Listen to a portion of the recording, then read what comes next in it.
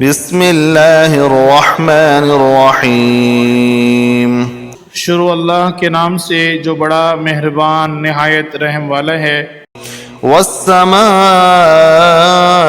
ذات البروج آسمان کی قسم جس میں برج ہیں، والیوم الموعود اور اس دن کی جس کا وعدہ ہے، وشاہد ومشہود اور حاضر ہونے والے کی اور جو اس کے پاس حاضر کیا جائے اس کی۔ قتل اصحاب الاخدود کہ خندقوں کے کھودنے والے ہلاک کر دیے گئے، النار ذات الوقود یعنی آگ کی خندقیں جس میں ایندھن جھونک رکھا تھا۔ اذ هم علیہا قعود جبکہ وہ ان کناروں پر بیٹھے ہوئے تھے، وهم على ما يفعلون بالمؤمنین شہود اور جو سختیاں اہل ایمان پر کر رہے تھے ان کو سامنے دیکھ رہے تھے۔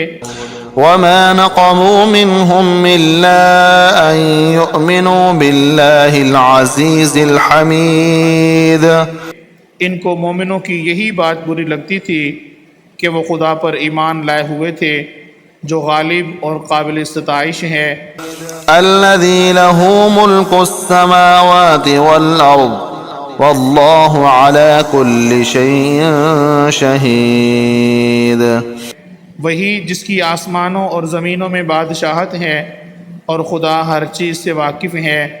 إن الذين فتنوا المؤمنين والمؤمنات ثم لم يتوبوا فلهم عذاب جهنم ولهم عذاب الحريق جن لوگوں نے مومن مرد اور مومن عورتوں کو تکلیفیں دی اور توبہ نہ کی، ان کو دوزخ کا اور عذاب بھی ہوگا اور جلنے کا عذاب بھی ہوگا۔